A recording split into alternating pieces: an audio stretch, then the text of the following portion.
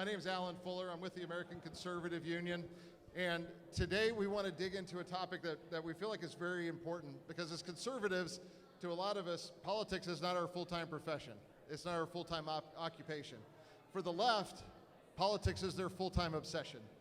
And so we really need to understand, if we're going to talk about winning back our country, uncanceling America, restoring the values that made America great in the first place, we really have to have a conversation about what it is we're up against. And it's not pretty. We are up against an incredible infrastructure. The left has spent billions of dollars. They've hired thousands of people who work on this full time. And so we have a wonderful group of speakers here who are experts in the infrastructure of politics, the infrastructure of the left, and how they use levers. On the main stage, we've been talking about big tech and big media and big companies and their impact. But really, what does that mean day to day? How does that happen? And then how do we fight back? So I'm so pleased to be joined today by our guests. I'm going to introduce each one of them individually and give them just a few minutes to say a few remarks. So first up, I want to introduce Ginn. Aaron is a co-founder of the Lincoln Network. Now, let's be clear, this has nothing to do with a corrupt, questionable organization and their con artists and pedophiles. The Lincoln Network is a technology organization. They find, many of you were probably in the room just now with James O'Keefe and the Project Veritas whistleblowers. Aaron works with conservatives who work in technology companies and gives them a voice and helps them realize that they're not alone and helps engage them to help fight back. So Aaron has worked in Silicon Valley. He's lived there. He has been inside the belly of the beast. He's led product growth at startups and a number of companies, and is well known in the Valley, and just an all-around good guy. So Aaron, thank you so much for being here. Yeah, thanks. Would you like to tell us a little bit about what's going on in the Valley and where it comes from? Well, no one's there anymore. Everyone left, so because the state has chosen to abuse its citizens. This has been a problem since the 10 years I've worked in Silicon Valley. So this is not like new. Maybe it's new to the rest of the country, but Lincoln Network is almost 8 years old now. So it's been around for much longer than the project or this sort of problem of deplatforming. And something we've been talking about, how that the broader sort of technology ecosystem is made up of most of it is made up of people that are not very politically informed or inclined in any direction, but there's just a very large minority of people that are very left, and they push the company to do various things. And when you don't have any conservatives that work at your company, and then the majority are kind of apathetic, kind of leads to the situation where we are today. Awesome. Aaron, thank you, and look forward to hearing more about that as we go through our panel today. Our next speaker is Kristen Eastlick. Kristen is a senior vice president of the Capital Research Center, which is a nonprofit organization where they track hundreds of organizations on the right and on the left, and they help bring transparency to a lot of these dark money networks. And so, Kristen, thank you so much for being here. And thank you. Would love to hear just an overview of your work. Sure, absolutely. So Capital Research Center for about 30 years has looked at the institutions of the left. And we look at all influencers, really. But what we have found, our most recent research has shown us that when you look at the number of public policy groups out there, the number of organizations that are trying to work to change the way people think about issues, you're looking at both being outgunned in number and in money. In our most recent study, we looked at how much the organizations that are funded by foundations, the top 10 liberal foundations and the top 10 conservative foundations. And we found that you can clock 907 organizations on the left that are being funded by those groups to a tune of $8.2 billion. When you look at that number on the right, it's 310 at 2.1. So it's about a 4-to-1 differential. So when I say that we tend to investigate the left deeply and expose it widely, it's not because we're not trying to be bipartisan, it's because that's how the cards fall. And increasingly, these organizations are politicized. The foundations are politicized, and the organizations that are set up as charities are politicized and engaging in elections. And I'll talk about that later. Okay, wonderful. Thank you so much. And our last speaker joining us today is Morgan Zegers. Zegers. Thank you. Morgan's the founder of Young Americans Against Socialism, which is a nonprofit organization that enlightens young Americans to the dangers of socialism using firsthand testimony and social media. She's also a contributor to Turning Point USA and the host of Some Sanity, a podcast about politics, current events, and culture from a conservative Gen Z perspective. Morgan, tell us a little bit more about your work. Yeah, well, thank you guys for being here today. I'm so excited to be on this panel. At Young Americans Against Socialism, we're really inspired by a study that was done by Michigan State University, and it showed that the best way to reach a young heart and a young mind with an opposing viewpoint that they really need to deeply understand and comprehend in terms of why it impacts themselves and their community around them is hearing it from a peer, not a parent or a professor. And so the term is called peer rationale, and we are really taking that and championing it at Young Americans Against Socialism. We focus on peer-to-peer communication, and we have a full studio in Texas now. I just moved from New York to Texas. Whew, great decision. And we have the whole studio. We do history videos, economics, policy, culture, and finance. So all of those things that are lacking in our education system, and we are swooping in and taking on the mantle for that. So we're really excited for the future and thankful to be here. Well, thank you for being here. So I guess I want to dig in a little bit because there are broad cultural institutions that the left is trying to co-opt to advance their message and advance their ideology. But they're also doing it at a very tactical level. And you each have interactions with the left and fight the left on different levels. Aaron, I'm wondering if you could talk to us a little bit about at technology companies, and I think you mentioned it earlier, that there is a bias, and I know you all have done some studies on how significant the lack of thought diversity is in technology companies. But then what does that mean day to day to a bias at Facebook? I think it's important to have like context about sort of where we are in 2021 versus sort of how this arc appeared today. So from January 8th, which was a very depressing moment for a lot of people that work in technology, because the internet basically somewhat committed suicide that day, and it's not for any particular reason of like I'm not a Parler user, for example. But the arc has been going on for, as with most things in culture that conservatives basically suck at, has been continuing to erode itself over the course of time. And people, conservatives, are like, oh, but they would never do that. And then it just gets there, right? And then people are like, wow, where'd that come from? And we've been talking about broader censorship issues among these platforms, again, since like Lincoln started, and thought diversity. And at first, it was, oh, well, Facebook got rid of weird Facebook groups in 2018, right? And then it sort of continued to accelerate, and all of a sudden, like, a domain doesn't exist anymore. And then the Twitter purge happened, whatever, like a month ago. And it's disappointing that, the broader center-right coalition just doesn't pay attention to these things. But just as it's a continuation of the same atrophy of, like, how the center-right doesn't pay attention to Hollywood and then kind of gave up on TV and kind of gave up on news and it's sort of like the same arc. But just as, I guess I couldn't really comment necessarily on these other industries, but within like Silicon Valley, the majority of people that work in Silicon Valley are not very particularly inclined either direction. They're mostly, socially awkward and just like to build cool things. But the problem is that if you look at the personality between on Pew, who says, Pew estimates that something like 18 or 20% people identify as far left. That tends to be like much higher in technology. It's not the majority by any stretch of imagination, because they're capitalistic, as many of you know, they make a lot of money, so hard to be.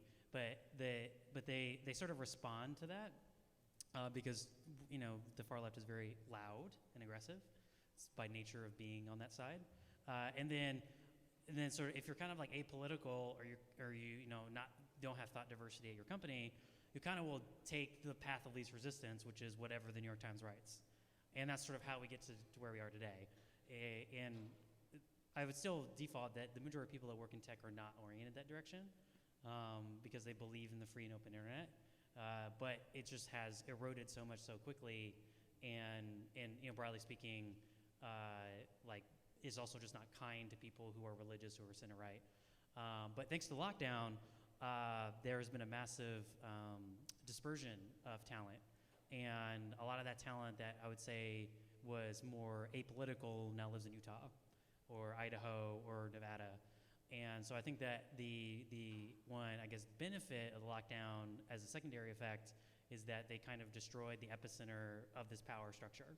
And some will still remain. Most people who remain are pretty like faithful to the religious cause. But the majority of, I would say, like the more moderate people who like aren't apolitical and have a family, they just like pulled the parachute and left. So I think you'll see a sort of renaissance of new tech companies that are outside of the Valley. And also if you look at funding as well, a lot of the Silicon Valley VCs are also looking outside of the Valley now. So it could calm itself down. But in terms of like big tech is what it is. It's like, I don't think it's going to change. Interesting. And so in that realignment, well, I guess, talk to us about how does that happen? Like you mentioned, the Facebook groups get canceled. What leads to that happening? Like internally? What's the process? Oh, it's completely random. There's no sense to it. Yeah, they just kind of make it up as they go along. And you ask lawyers that like who work at Facebook, they would say privately that's the policy. That's why when Wall Street Bets gets removed, they're like hate speech, and like because it's just like programmed in them, right? They're like, that thing, right? That broad category of morass of things that don't mean anything, right? So it's almost always random, and the way that you know, for an outsider, it may seem as like, you know, Jack Dorsey's like pushing a button. From the French Polynesian Islands, he's not. He's, you know, doing yoga somewhere or something. So the way that these tech companies work is basically through mass semi-controlled chaos of like lots of little entities that like work on software together, and then they kind of execute code. So and Alan knows this, like the process is agile lean development. So the goal is not waterfall. Waterfall would be Jack Dorsey pushes a button. Like what happens is just kind of like there's these groups of people who are at Twitter and they just like make a decision. No one else knows about it, and then it happens, and then people are like, "Holy crap! What just happened?" And then then the executive team has to respond, and so the way that the software is developed also reflects on how executives make decisions, which is generally from the ground up. So this is why like the unionization effort at Google is so meaningful. Is that like that's how Google is run through like little autonomous units of you know, remote engineers that make decisions. But then again, there are also like the policy teams, which are made up of, you know, Ivy League grads that have never had a job. They also make policy at Facebook and Google, so that like kind of defaults down too, because they work with these independent teams and they execute code. So it's mostly random, yeah. Wow, so. Or stochastic, to use a big word.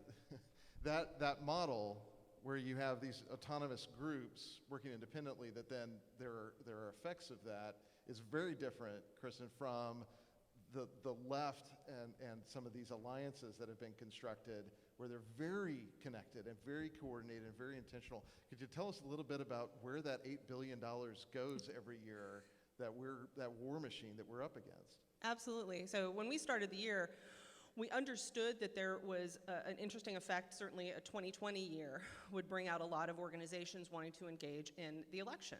And increasingly, as I said before, the nonprofit world is being run by former political operatives. So it's the weaponizing of what is really technically charity. It's taxable. You get a deduction on your taxes if you donate to a lot of these groups. And that means, from an IRS perspective, that you're not supposed to do things that will put the thumb on the scale for one party or another, for one candidate or another. This is a fiction in the world of public policy engagement. We knew that we were going to see the census being used to bring out new voters. We knew we were going to see the process changing, and that was more of a coronavirus. So new voters, new process. New voting, get out the vote campaign procedures that would then lead to new redistricting. So we clocked about 200 groups that were engaged in one or more of those. And the level of coordination that started happening between those groups, there is an organization called Unite America, and it was taking a top-down look at all of those various pieces. And we were able to see how think tanks would then work with, most people I think understand the C4 terminology. Those are the social issue groups that can do both education, but also actually affect elections. So there are always coordination between that C3 think tank and an advocacy group. And then that, we were seeing this happen. A lot of Republican in name-only groups were also being brought into this, whether it wasn't actually the Lincoln Project in this case, it was the Defending Democracy Together is one that was very much a part of the Unite America group. And again, the whole point was to find your niche of whether it's organizing a certain underserved population, whether it was organizing through the union movement. All of these things were working together throughout 2020 to try to change who would be voting, and then, of course, who would be redistricted in the coming year. Now, that one piece didn't happen this time, but all of the other things did. And what you wound up seeing, and I'll do one, let me give one example of a group that was particularly effective at changing election results, and that was the Center for Tech and Civic Life. This group was actually founded by a bunch of operatives from an organization called the New Organizing Institute. It was a very political group. In fact, a lot of its employees wound up going and working for a very far radical group that's organizing in Minneapolis right now. Kevin Williamson just wrote a great story in National Review about Repower and their far, far radical organizing techniques in Minneapolis.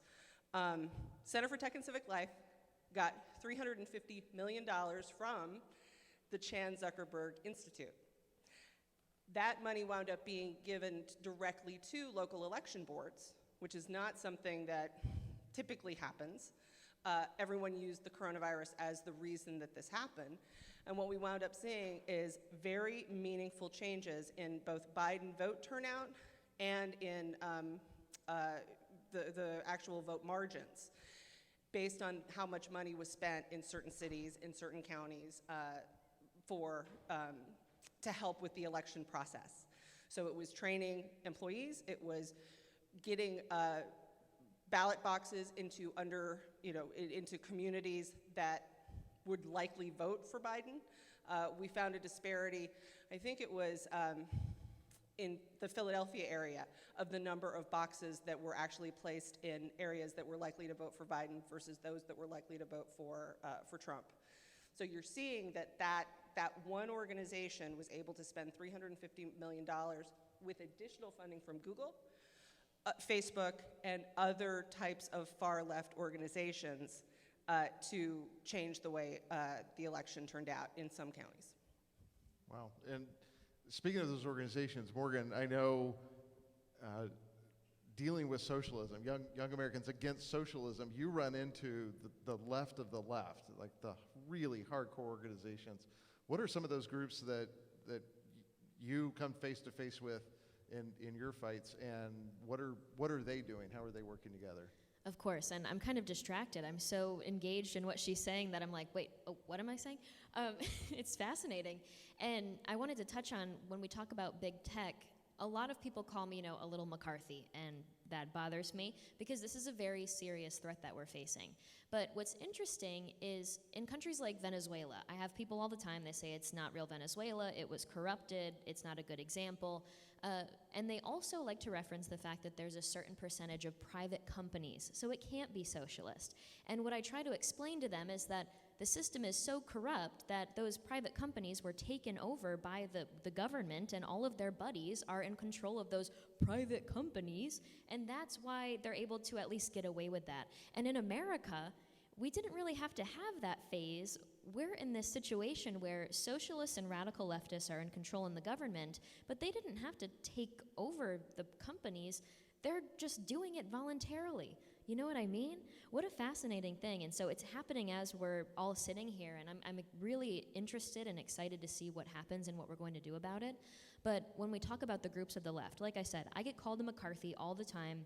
And one of the big talking points of 2020 was, this isn't a real threat. Antifa isn't real. They're burning down the streets and beating people in the streets of America. But we're also told that it's not a real organization. There's no infrastructure. You can prove that wrong, I'm sure. And so I really love talking about the organizations. I do a lot of speeches on college campuses because a lot of young people, they're very confused about what socialism is. Is it just really high taxes and high amounts of regulation?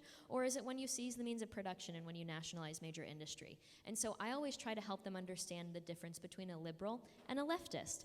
And then I tell them about the leftist organizations because like in The Art of War with Sun Tzu, you have to understand your enemy. You have to understand what you're up against. And there's, I think, 5 groups that I really love to touch on.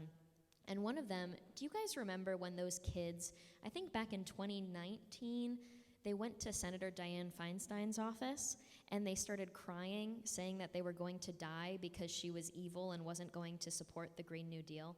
And it made national news. And everybody was just kind of like, how did this happen?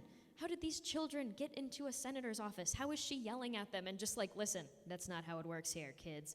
That was fantastic that she stood up to them. But that wasn't just a random occurrence. That was the Sunrise Movement. They are the grassroots lobbying arm of the Green New Deal. That is their goal, to get the Green New Deal passed.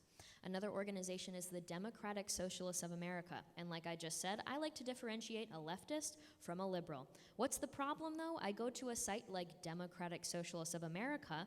They say that we are going to end up like Nordic Europe and that it's going to be different this time, the usual yada yada stuff that we hear from them. But when you read their website, they say that they intend to get rid of private corporations and business. They just don't have a plan for it yet. And the website actually says that. We just don't have a plan to make that happen. I wonder why. It's because it requires force, and who would put that on a website? Who would put that on a website? The left is genius at marketing, and that would be a bad marketing move. Following into the paragraph, it explains, so we don't have a long-term plan, but our short-term plan is to continue to support higher taxes and more regulation to slowly gain control of those businesses. In the end, we will be able to easily take over them in the name of the people and the worker, of course. That's how it goes. And so they're admitting they're just going to continue to raise taxes and regulation in order to eventually implement socialism. What does a girl like me do when I'm out there trying to get people to stop calling everything socialism because it's confusing? When they're out there actively advocating for that. The DSA is now entering Congress. AOC and Bernie Sanders, Ilhan Omar, they are DSA members. And it is a political party. It is dangerous. The Justice Democrats, I'm not sure if you guys have heard of them. They are sort of like the grassroots campaign arm of the Socialists of America. So AOC, she was submitted by a friend or a family member into the Justice Democrats submission pool on who could become a candidate in 2018. They said, who should apply? You guys can apply. We'll pick people who might be a good candidate to run for Congress. They picked AOC. They gave her the grassroots support that she needed, the funding, the graphics, the media, the pretty pictures, all the things, the flyers, the handouts, the door knockers. And she beat a Democrat in a primary. Their goal is to beat soft Democrats who are capitalists on a foundation of classical liberalism and capitalism and replace them with an actual socialist intending to seize the means of production. It's incredibly dangerous, and those are just a few of the groups, but when you look into their websites, when you read their constitution, when you see what they're actually doing and their intentions, it is leftist. It is not liberal.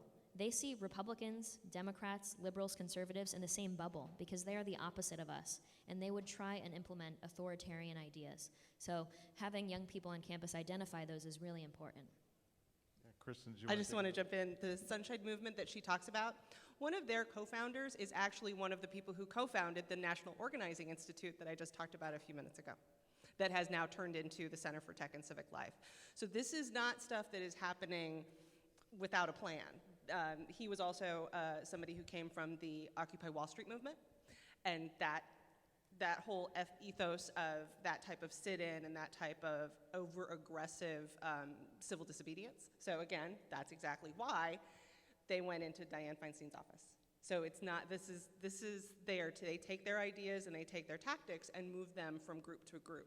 And in fact, the other thing that's interesting about Sunrise Movement is the connections with labor unions, with both the AFL-CIO as well as the SEIU, and their involvement in passing the Green New Deal. Although they're having some conflicts on that right now.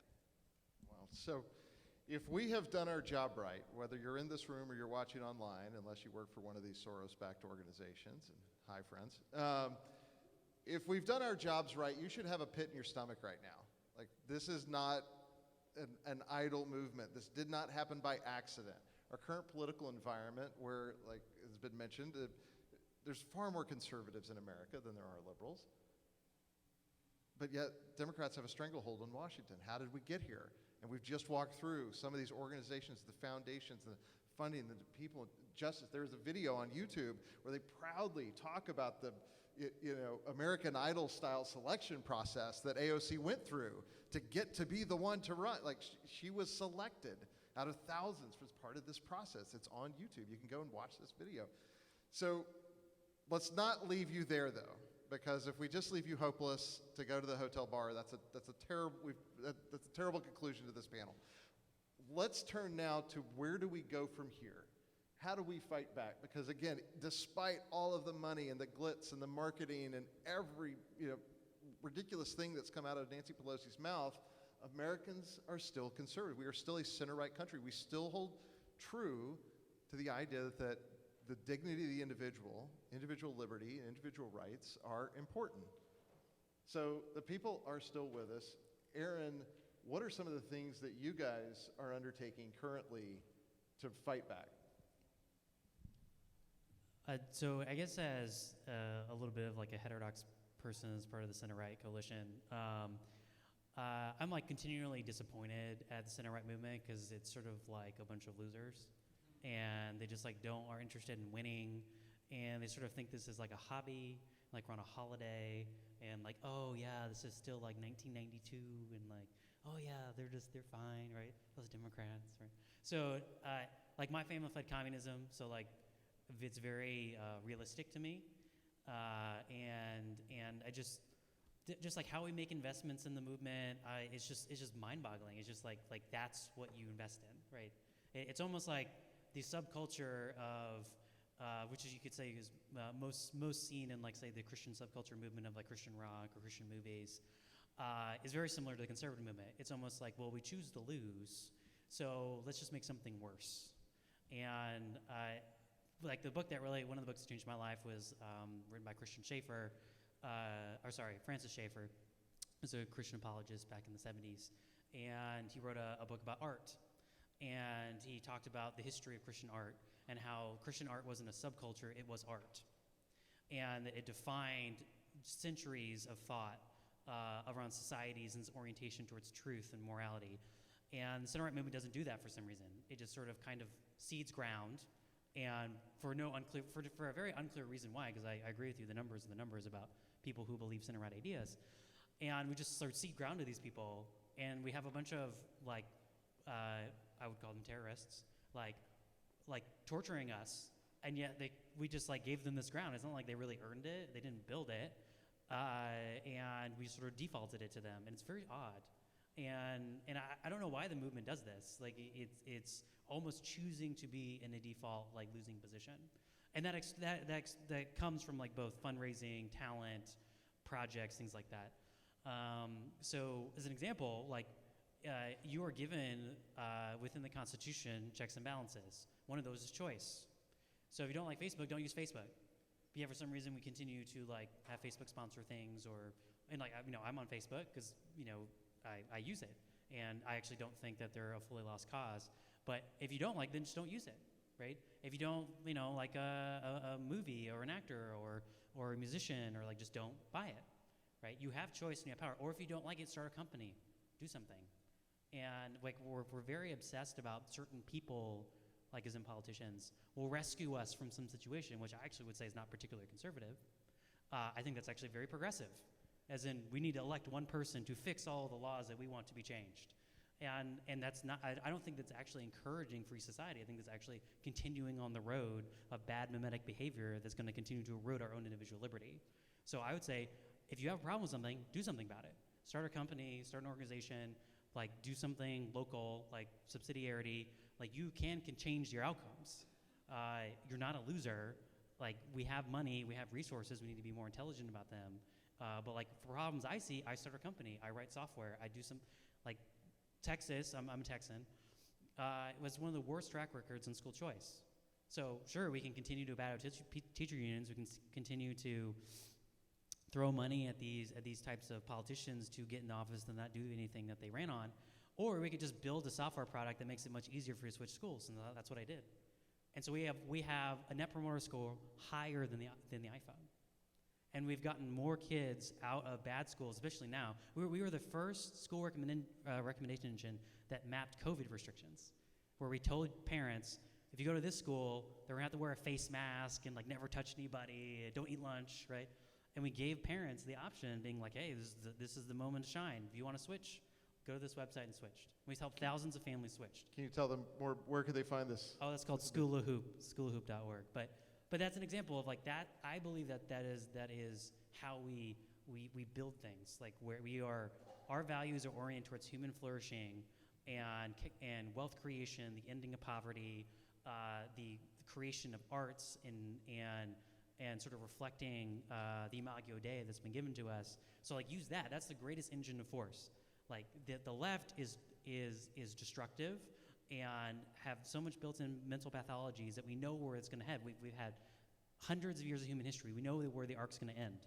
Like for us to defeat it, we have to build things, and stop obsessing about that some politician is going to rescue us from some situation. They're not going to. That's not their incentives. When they get into power, I believe this is the founding idea. That it's not that particular types of ideologies when they get there, or this is what I think in terms of the founding idea, are like one better or the other. It's rather that the incentive structure behind power is so perverse that even a good person cannot resist it. And that's why we have the Bill of Rights. So everything's a checks and balance. For us, checks and balance is build something. Build something. I love it. Kristen, what are you all doing about, where are you fighting back? Sure. So we are all about providing information to folks like you so that you know what these networks look like, so that you can connect the dots, so that we can try to tell you where Antifa works and how they're structured. And we do that through a couple of different routes, obviously our website, and we push out a lot of content that tries to dismantle or take each piece and share it so that you can be either talking to your friends or writing letters to the editor or doing something with that information, or at minimum just knowing that this is happening in some sort of concert. But the other thing that we've introduced is a new website called Influence Watch. And this website is really designed to be a Wikipedia of the influencers, all of them, the activists, the foundations, the nonprofits, the political action committees. We're even writing about government agencies or pieces of legislation. And what we are trying to do is provide a very, very straightforward, highly footnoted information about these groups that doesn't have a lot of, we don't use a lot of adjectives because we want people to have the information, and we don't want people to read it and think, oh, this is another right-wing organization that is trying to get me to think differently. We're just presenting the facts. We present all of the facts sourced to very middle-of-the-road organizations because that helps people see who is connected. It helps people see the patterns and see the groups and see that this political operative went to work at this nonprofit. So utilizing Influence Watch to help see, oh wait, I now see an advertisement pop up on Facebook that I'm gonna stop using. And who are they? Where did they come from?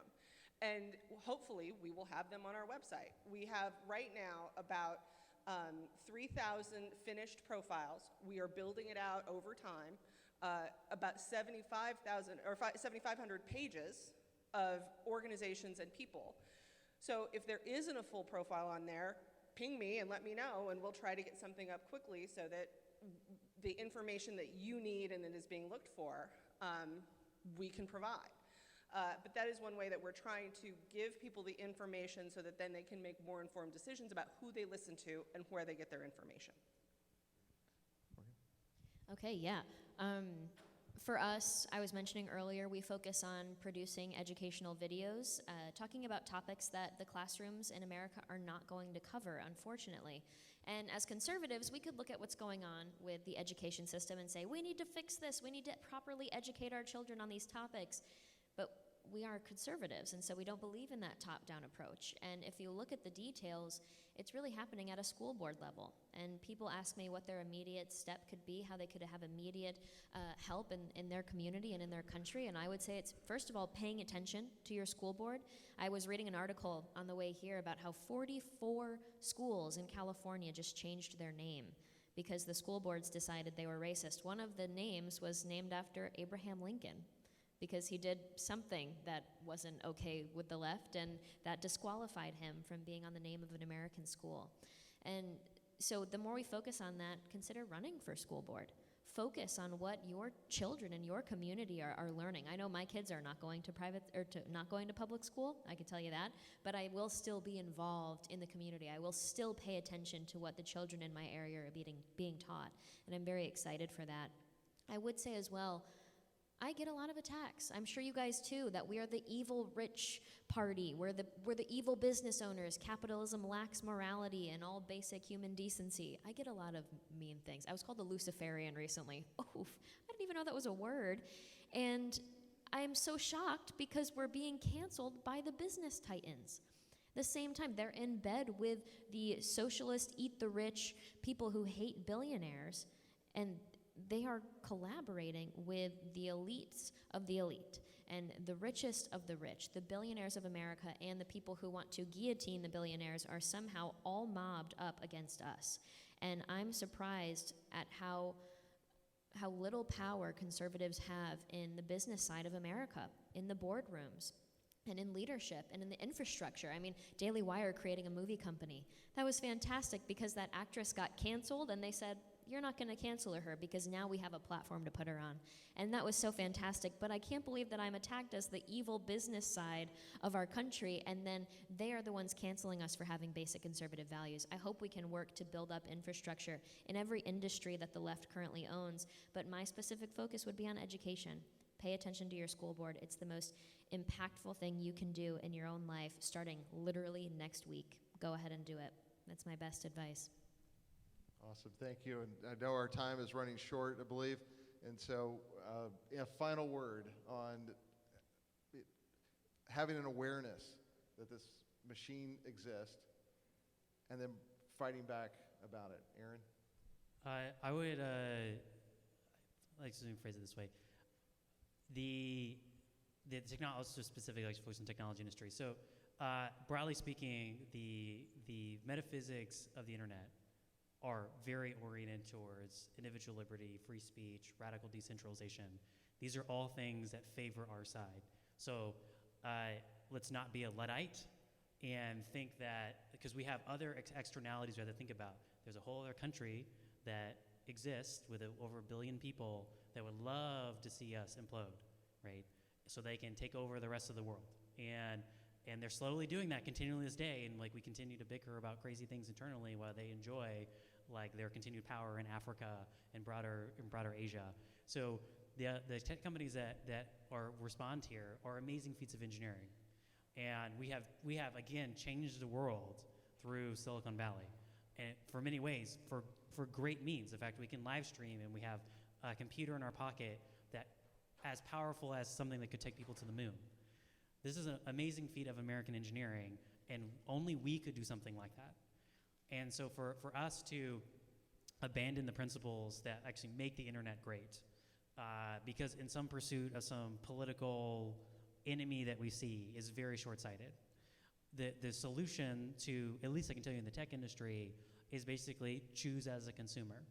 Or if you want to start a tech company, it's like it's cheaper and faster now to ever start a tech company before. So if you don't like some product, if you don't like like Facebook or Instagram, like there are lots of options you could choose. Now you're not going to have as much reach, but that's the whole point of it. Start somewhere. And I can tell you Clubhouse which is now growing like crazy, is because a lot of the people in tech who are on Clubhouse see the same exact problem that you do, but may have voted for Biden. So this problem that is I would say a viral epidemic that's in our country is actually quite bipartisan. It's much more than you think. And because as you've probably seen with these groups that are center left, they feel like, they're like, holy crap, what's going on over here on the left side? They're like, these people are crazy, right? So we have actually a much broader coalition than we think, and this is what America needs to defeat. And it is, I would say, is oriented to one particular party, but this infestation, which I'm sure you probably studied, like, the Antifa movement, right? The Antifa movement is just made an ally that they actually don't like, which is the Democrats. And so they're not really with them, right? And so these are things that we can leverage in an intelligent way that can actually create fissures that we can help destroy this far left movement that does not belong in American politics. We actually are doing a backgrounder on Antifa, so I'm hopeful that will be done within the next few weeks or so. That kind of explains why we can't explain Antifa, which is dumb. It's back to what I said. Know, and what you said. Know your enemy. Know these organizations, and also know the other groups too. Know the people on the right, because there are a lot of groups out there that are working to change the way people think about things, and it's to your benefit to know who they are, to know where the connections are of where you're getting your information. That's something that is incredibly important. I also think, speaking of education, and that sort of ties through here, I think we have a moment right now to start thinking about education very differently at a time when a lot of people on both sides of the aisle would like to think about education differently. There's been a lot of frustration by even progressives who don't understand what has happened to the education system, to the public school system, and I don't know where that happens. Perhaps it's with you, but there are opportunities to bring people to the table in the middle and say, let's do this differently. So these are things to think about. I mean, I think that's the bringing people who may not outwardly agree with you or maybe voted for Biden, but who still might be persuadable. That's a place where we should start. Yeah, and I had a really exciting conversation.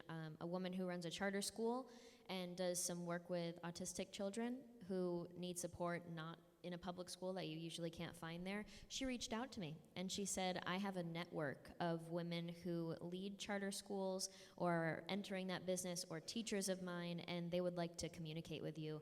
And they offered to let me use their classrooms as testing opportunities because I speak with victims of communism and other educational groups. They write curriculum and they give it to teachers, they give it to anybody who wants it. And they said that this charter school group is willing to let us practice it on their kids, and hopefully we can move forward with something like that. All of my meetings in DC are about what we can do for the education system. Some have, well, this is a case for homeschooling. Others say we need to make it easier for school choice and charter schools, and there's a lot of answers. As conservatives, we don't want that one big Green New Deal solution, you know what I mean? So that certainly is a little troubling for us in a way, because we have to really get our focus and move forward on it. But when people ask me to come speak at conferences, it's usually about how they can become more effective messengers of anti-socialist, pro-freedom talking points. And my worry is that the left is so good at talking points and they're so good with the fluffy language, we have to stop trying to be better at fluffy language like they are, and we have to start focusing on what would actually change people's minds. First of all, I think that's in the education system, equipping people of all ages with the intellectual ammunition they need to stand up and say, you are lying to me and I'm not falling for it. If we had people who were equipped with the truth, understood the facts of history, we would not be so easily falling for the lies of the left at this moment. So that's why we have to focus on education. The next step, though, is my disappointment in the conservative movement, in their inability to handle the most important issues of our day. We need to get our act together with healthcare. We need to get our act together with the college system. And I think if we actually changed people's lives for the better and showed them that our ideas can be implemented and provide true change, that's when we're actually going to win people over. Because right now we're just in this weird battle of talking points and who can be better at messaging. We've got to get out of that. We can beat the left's fluff by actually changing people's lives. So, absolutely, that's the outcome. Yeah. Morgan, Kristen, Aaron, thank you so much for being here and joining us at CPAC. We hopefully left you with a better picture of what we're up against. And hopefully we left you with some hope on how we can fight back. But most importantly, I hope we left you with a fundamental truth. What you heard here today was not a case that we need to change our ideals, that we need to change our principles, that somehow our ideas are wrong. There's a phrase I've seen far too many times on social media, and it's, I would rather lose than compromise on principle. Friends, that is a false choice. What you've heard today is our path to winning is tactical. Our path to winning is messaging and organizing and getting involved. It has nothing to do with compromising on principle. This is a false choice to say that it is either principle or winning. We can win with our conservative principles. That is the only way we can win. And the next 2 days at CPAC, you're going to get more speakers and get more information and more tools on how to go home and implement change in your community. So thank you so much for being here. I hope you enjoy the rest of our program.